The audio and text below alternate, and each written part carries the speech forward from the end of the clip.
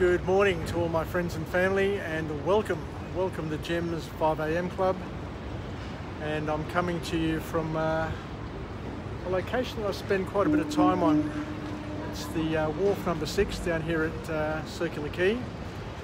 And the reason why I come here is that with COVID-19, or the end of COVID-19 for New South Wales, it's a place where I can come where there are not too many people, and I can do my 5 a.m. club without being heckled, and do it in my peace and quiet time. Anyway, what I want to do today is I want to continue on along the same theme as what I started with this morning, because I was talking about a book summary entitled 59 Seconds by Richard Wiseman.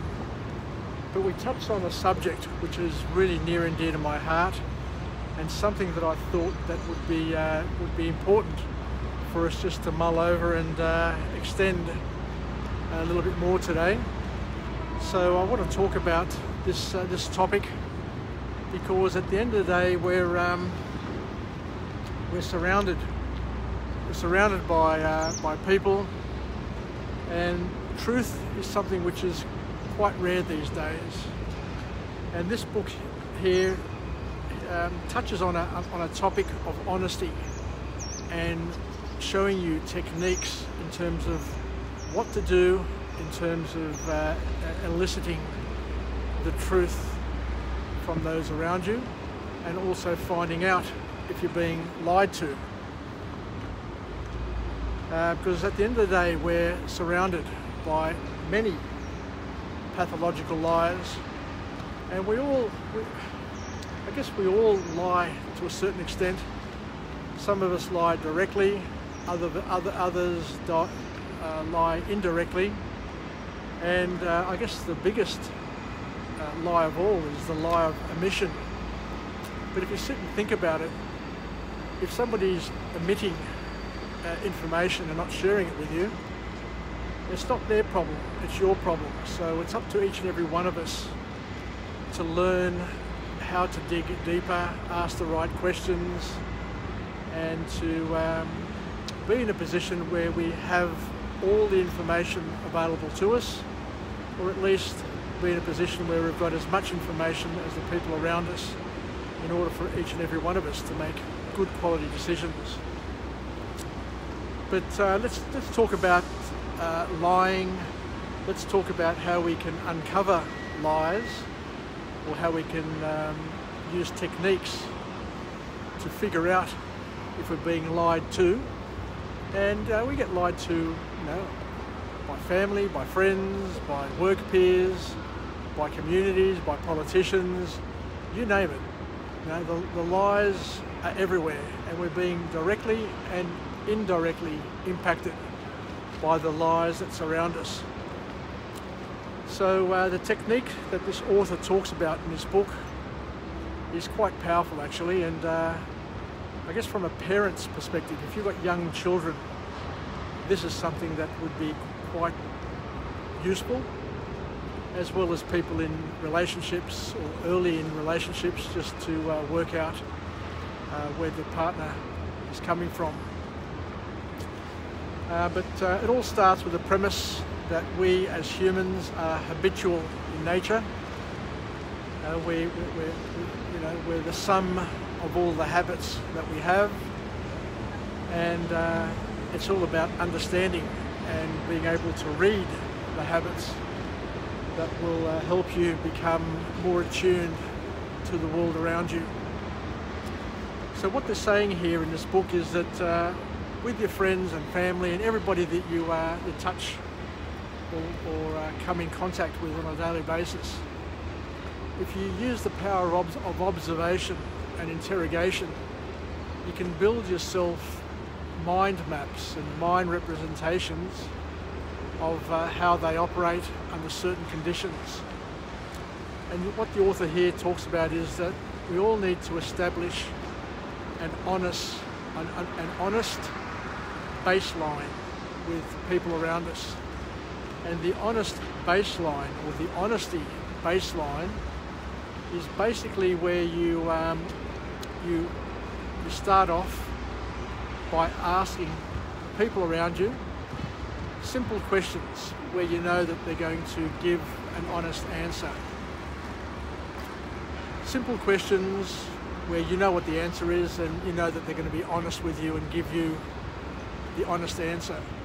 But what happens is by doing this, what you're doing is you're actually tapping into their habits and their body language and the way that they answer honestly.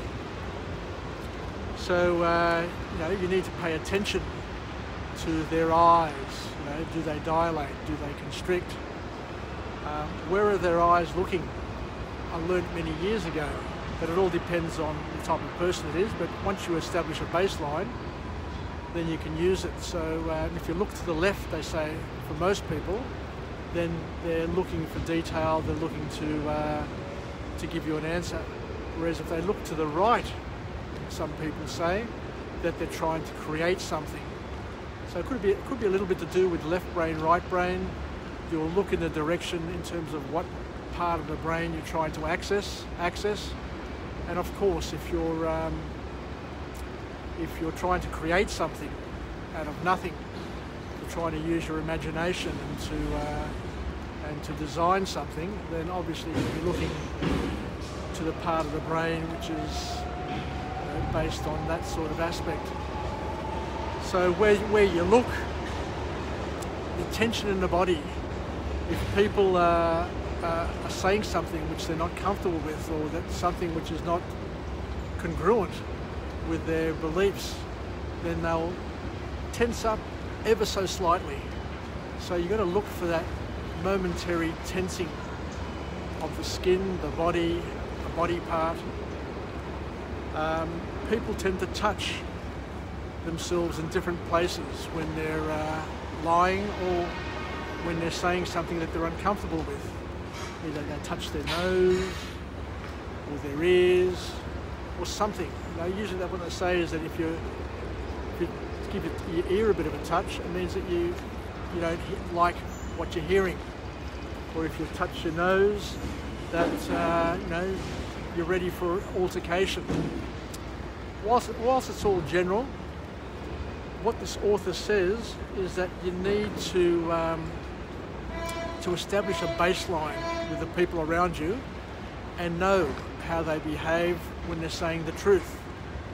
Because once you establish a baseline, then when you ask them the more detailed question, or the question that you really want to ask them, that's when you can establish a variance to the baseline. So you get it? So you establish a baseline using simple questions to understand, almost fell in the water then, to understand how people behave honestly, and then you look and compare and contrast that behaviour and all of those things that you've established to other questions you ask them. And when people are lying, the giveaways are that they're more animated. They use more words, trying to trick you with the volume of words that they're using.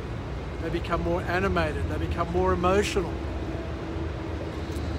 As I say, their eyes will be the giveaway in terms of which direction they're accessing their information from. But by the same token, different people can do different things. So when I'm looking to answer a question truthfully, I might look to the left, but somebody else may look to the right. But it all depends. So the baseline will give you a clue into which direction people look when they're accessing the truth.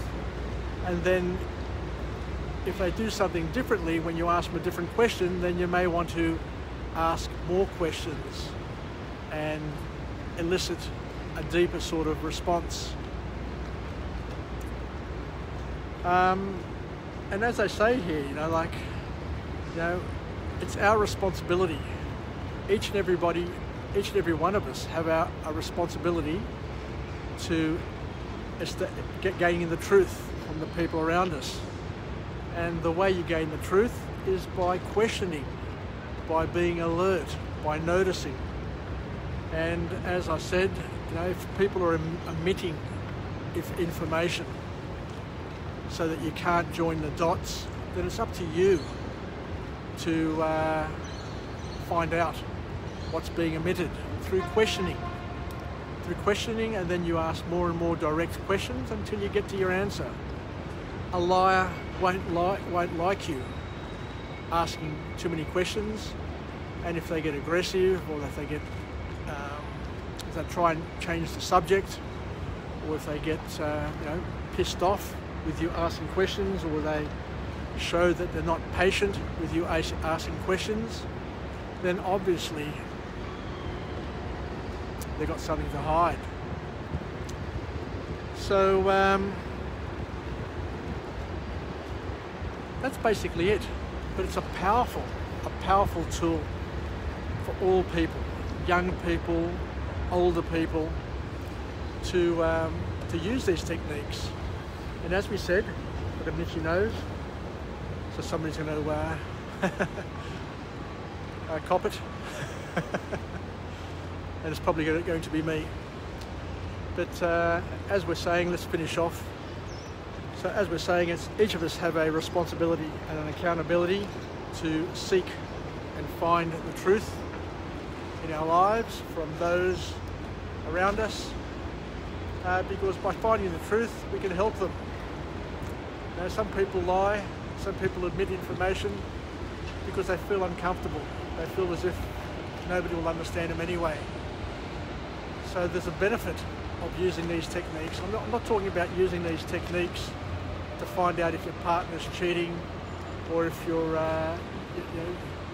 children are smoking or into drugs, or your work peer is stealing money. I'm talking about using these techniques to be able to get information, to be able to help the people around you. Because the earlier we can intervene, the earlier we can help those around us get over their problems and through their problems, then the better off they're going to be, and the more value you're going to add in their lives. Anyway, let's finish up with a positive affirmation. I'm alive, I am well, and I feel absolutely great. To my friends and family, stay connected, stay relevant, and most importantly, let's use these techniques that we've discussed today to help us find the truth and to feel a lot more comfortable and add a lot more value to those around us. Anyway, I look forward to chatting to you again tomorrow, 5 a.m, from a different location. Don't know where I'll be, but depending on where the wind is and depending on where the sunrise is, or if it's cloudy, I'll figure out the best vantage point to get the best backdrop for the session. So thank you once again for staying with me, joining with me, and I hope you're finding these as valuable as I am. So I'm learning a lot with Jim's 5 a.m. club, and I'm really enjoying the ability to live, learn, and pass it on. Anyway, take care, sasagapao, and I look forward to chatting to you again really soon on another topic, another observation, another book summary. Don't know what it'll be, but it'll be something coming to you again soon, because I look forward to pumping out 3 or 4 of these a day, because I'm on a mission, I'm on a path, and once I get focused, there's nothing going to slow me down, and there's nothing going to stop me, God willing, of course. So yasas, take care, and bye for now. From Jim's 5 a.m. club, and use those techniques. Establish an honest baseline with those around you, and look them in the eyes, and look to where their eyes are looking, listen for clues, watch the body tension, and you'll figure out, because each of us are habitual in nature. We're easy, really, really easy to read for those who pay attention and for those who develop the skill. So establish a baseline with each and every person that you come into contact with, and use it, not only to your advantage, but to their advantage, because you may be able to help them. Bye for now. Yasis once again. Bye.